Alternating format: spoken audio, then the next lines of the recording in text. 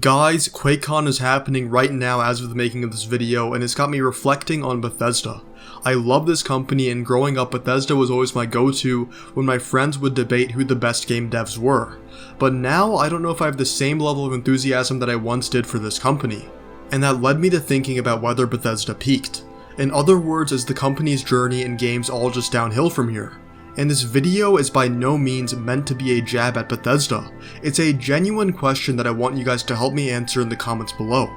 Do you think that Bethesda has hit their high point? Do you think their new games will deliver? And do you think their reputation will get better? To give my thoughts, I think Bethesda hit a high point back in the early 2010s.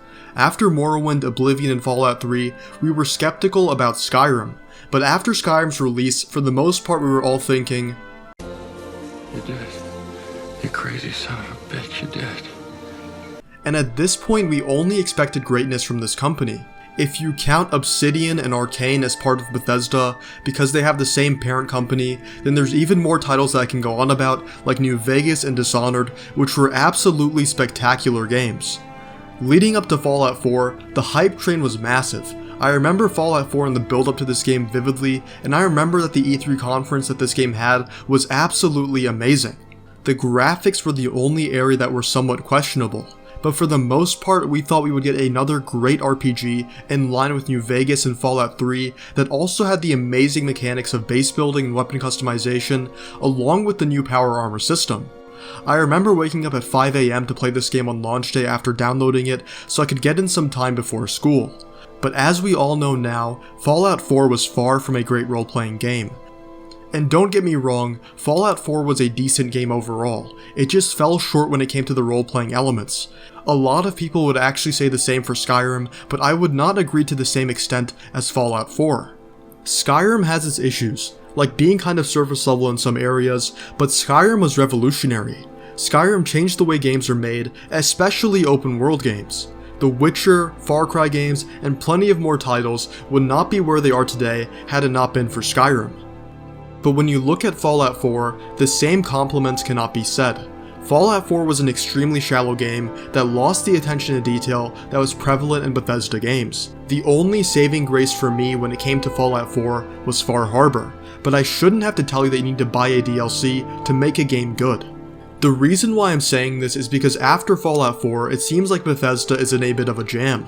Fallout 76 was utter garbage, but I'll give them a pass on that because we don't know who exactly developed the game. But when it comes to games like Starfield and Elder Scrolls 6, I don't know if Bethesda is learning their lesson. Because the whole issue with Fallout 4 and Skyrim to a certain extent is that the worlds are massive but they are empty. I mean, if you look at Fallout 4 alone, its map is huge and it has some beautiful areas, but the world is damn near empty. It doesn't have that same richness that Morrowind, Oblivion, or even Fallout 3 had.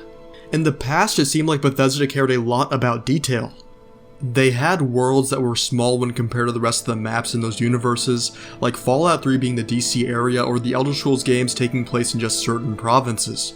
But these smaller areas were put on a scale that made them feel massive with the attention to detail and the richness that these worlds had.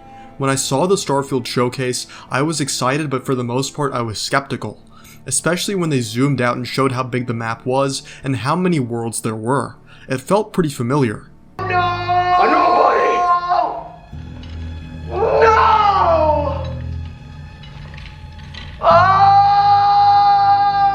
I hope Bethesda realizes that we don't care about how big the map is or how many places there are that you can travel to. What we care about is how many things there are to do and how meaningful those things are. We would rather have a small world that has careful attention to detail than some massive map that feels barren and empty. I don't know if Starfield is going to succeed. If they keep going in this direction, I don't even know if the Elder Scrolls 6 is going to be a masterpiece like the rest of its brethren. But at the same time, maybe a bit of doubt is healthy and needed. Putting massive hype trains on games seems to do more harm than good sometimes because we set expectations that are impossible to meet. And we have been skeptical in the past of many things that turned out to be great. Just for example, we all questioned if Robert Pattinson could pull off a good Batman, and as we all know now, he did a great job. I thought Top Gun Maverick would suck, and I was completely blown away. I thought Resident Evil 7 would fail, just like Resident Evil 6, but I was pleasantly surprised. So even as skeptical as we are, we shouldn't count Bethesda out.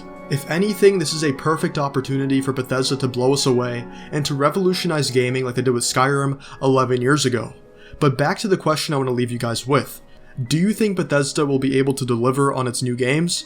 Do you think Starfield will succeed? Do you think Elder Scrolls 6 will be as great as Morrowind, Oblivion, or Skyrim? Please let me know your thoughts in the comments below about what you think. Did Bethesda peak?